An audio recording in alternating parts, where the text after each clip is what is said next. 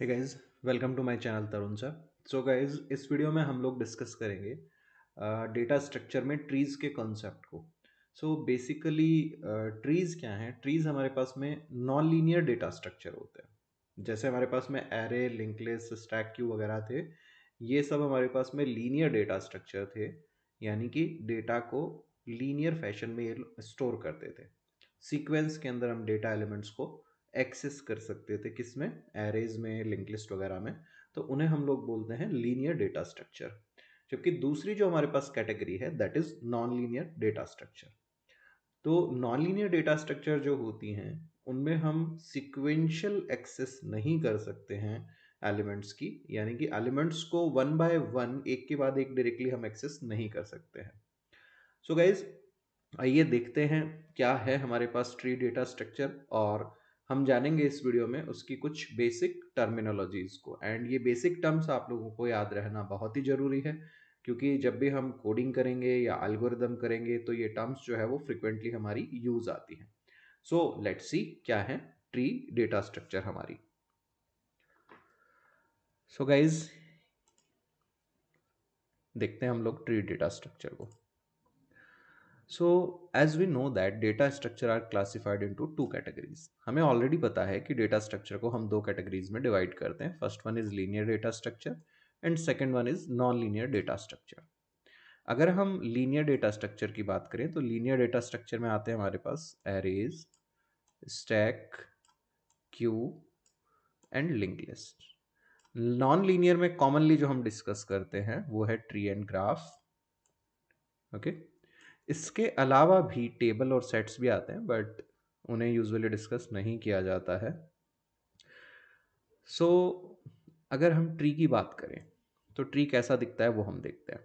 In a tree elements appear in a non linear fashion. Tree में जो elements हैं वो नॉन लीनियर फैशन में आते हैं। एक डायग्राम है यहाँ पे, जैसे देखिए, ये हमारे पास में बेसिकली एक ट्री है जिसमें फर्स्ट एलिमेंट है 2, देन उससे कनेक्टेड है 3, 4 एंड 5, राइट। देन 3 से कनेक्टेड है फर्दर 6, 7 एंड 4 से कनेक्टेड है 1, 9, 2, 5 से कनेक्टेड है 4, 6, राइट। तो इस तरह की ऑर्डरिंग जो है, ये बेसिकली हमारी क्या है, ट्री डेटा स्ट्रक्चर है, और नॉन लीनियर फैशन है यहाँ पे। यानी कि ऐसा नहीं है कि एक एलिमेंट से सिर्फ आप एक दूसरे एलिमेंट तक ही पहुंच रहे हो, मल्टीपल एलिमेंट्स तक जा रहे हो। तो हम ऐसा भी कह सकते हैं कि ट्री में जो एलिमेंट्स हैं उनके बीच की अगर हम बात करें तो उनमें रिलेशनशिप होती है वन टू मैनी की। जैसे एक अकेला दो जो है वो फिर तीन एलिमेंट से कनेक्टेड है, मतलब एक से ज़्यादा एलिमेंट से कनेक्टेड है। इसी तरह से तीन है वो एक से ज़्यादा एलिमेंट से कनेक्टेड है, चार है वो तीन एलिमेंट से कनेक्टेड है, पाँच फिर दो से कनेक्टेड है, दो एलिमेंट से, छः जो है वो फिर अगेन चार एलिमेंट्स कनेक्टेड है। यानी यहाँ पे एलिमेंट्स के बीच में वन टू मैनी की रिलेशनशिप होती है। ठीक है। So the above tree is general tree. ये जो है हमारे पास एक जनरल ट्री है। The tree structure is efficient when the hierarchical relationship among data is preserved. यानी अगर हमें डेटा को हियरार्किकल फॉर्मेट में सेव करना है, या ऐसा कोई डेटा है जिसमें हियरार्किकल रिलेशनशिप है, उस डेटा को हमें स्टोर करके रिप्रेजेंट करना है मेमोरी में, सो इन दैट केस हमारी ट्री डेटा स्ट्रक्चर जो है वो बेस्ट है। The following tree shows a family hierarchy. जैसे हमें सपोज किसी फैमिली की हियरार्की को शो करना है, या हमारी जो फाइल सिस्टम होता है, जैसे फोल्डर में फिर दो फोल्डर है, फिर प्रत्येक फोल्डर में चार फोल्डर है, देन उनमें फाइल्स है, इस तरह की जो हियरार्की बन रही है उसके लिए ट्री डेटा स्ट्रक्चर सूटेबल है। यहाँ एक डायग्राम में दिखाया है, सपोज कोई राज करके पर्सन है जिनकी फैमिली हियरार्की है। राज से ये फैमिली शुरू हो रही है, देन उनके तीन बच्चे हुए, अजय, अतुल, रिक। ओके, एंड अजय का एक बच्चा हुआ अमित, अतुल के दो बच्चे हुए जॉय एंड सिरी, और रिक का एक बच्चा हुआ अमन।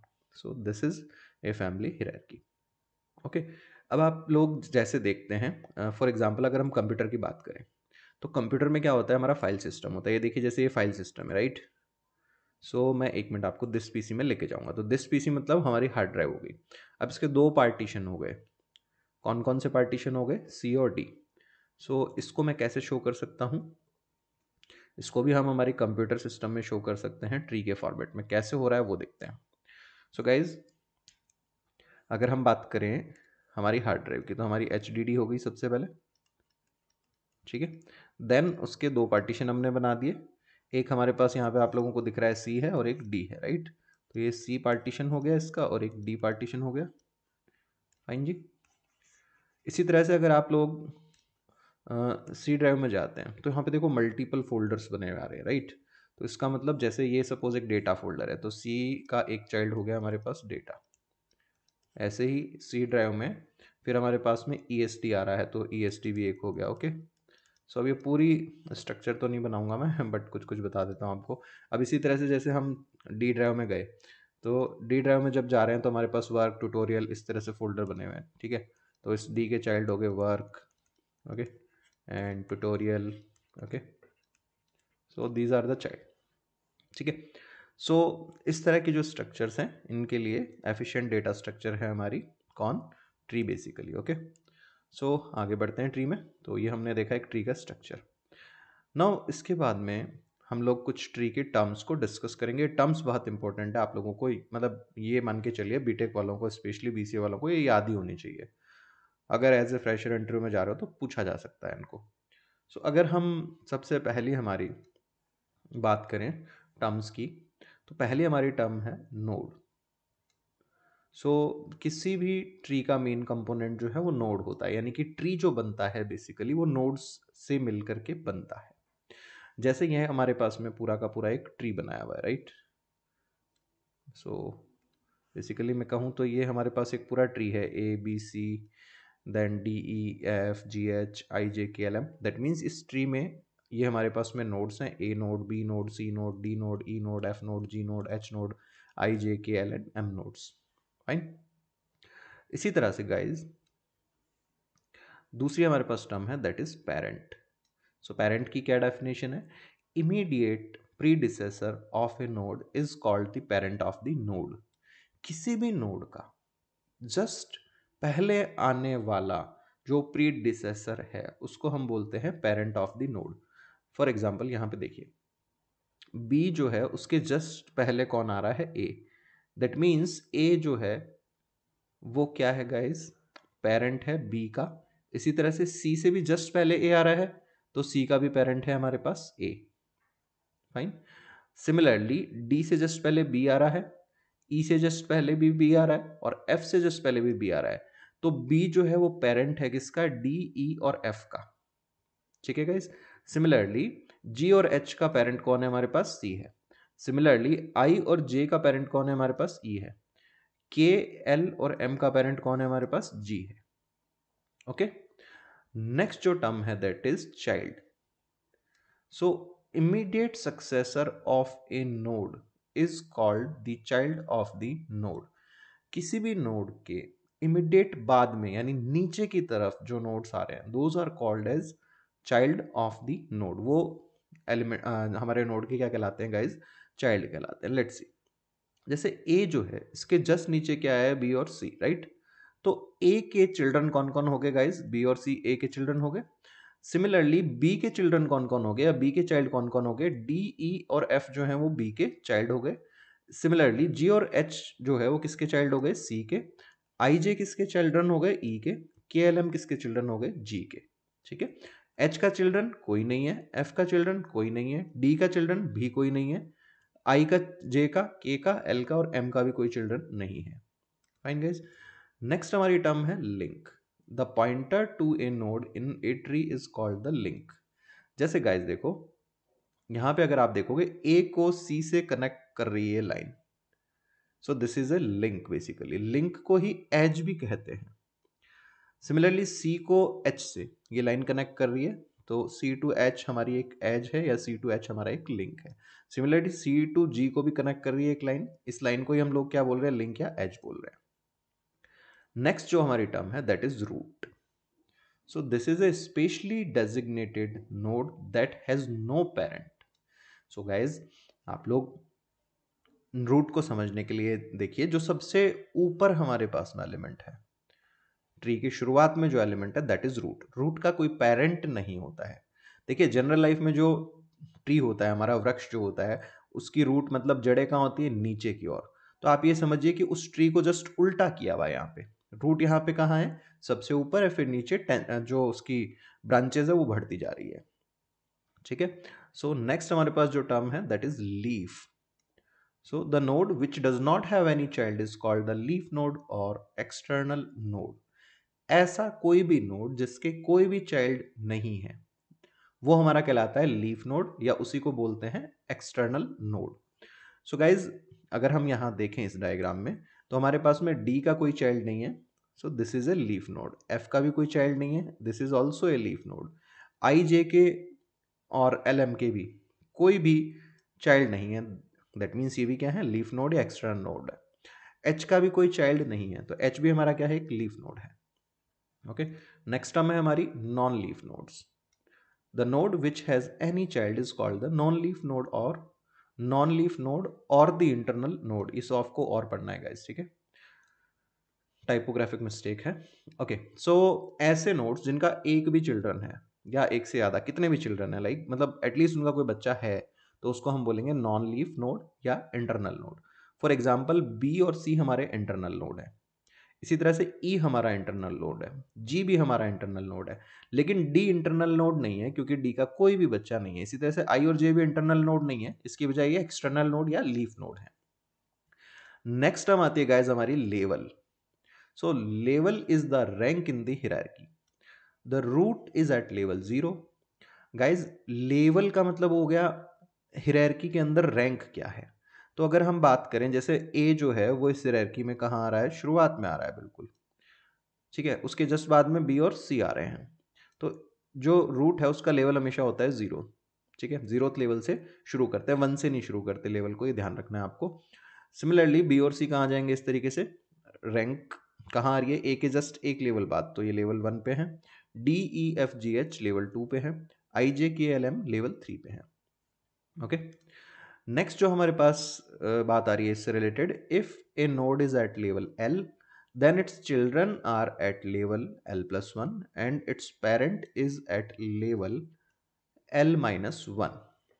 गाइज जैसे हमारे पास में b है, सपोज b कहाँ आ रहा है, लेवल 1 पे आ रहा है, राइट। तो इसका जो पेरेंट है वो कहाँ पे होगा, इस लेवल से एक लेवल पीछे होगा। अगर ये लेवल 1 पे है तो इसका पेरेंट जो है a वो कहाँ है, लेवल 0 पे। ठीक है, इसी तरह से जो इसके चिल्ड्रन होंगे वो कहाँ होंगे, इसके लेवल से एक आगे होंगे, l+1 पे होंगे, राइट। तो l+1 की बात करें तो b कहाँ था, l1 पे था। तो इसके जो चिल्ड्रन हैं d e f, ये कहाँ पे हैं गाइस, लेवल 2 पे है। ठीक है, यानी l+1 पे है। नेक्स्ट टर्म हमारे पास गाइस आती है height. So the maximum number of nodes that is possible from the root to the leaf node is called height. Height is also called as depth. तो height का मतलब क्या है, हाइट का मतलब है रूट नोड से किसी भी लीफ नोड तक जो मैक्सिमम नंबर ऑफ नोड्स की काउंटिंग अपीयर होगी, दैट इज हाइट। जैसे देखो हम बात करते हैं ए और डी की, ए रूट है, डी हमारा लीफ है, तो ए से डी तक जा रहे हैं तो कितने नोड आ रहे हैं अपने पास, 3 नोड। इसी तरह से आई जे के एल एम सारे के सारे क्या है, हमारे लीफ नोड है, तो इनमें से किसी को भी ले लेते हैं हम। तो ए से हम अगर आई तक जा रहे हैं, ए से हम अगर आई तक जा रहे हैं तो कितने नोड अपीयर हो रहे हैं, 4। तो ए से डी तक 3 नोड अपीयर हुए, ए से आई तक 4 नोड अपीयर हुए, और कहीं पे भी अगर हम जाते हैं लाइक एल तक जाए गए तो भी 4 है, एच तक अगर हम गए तो 3 नोड है।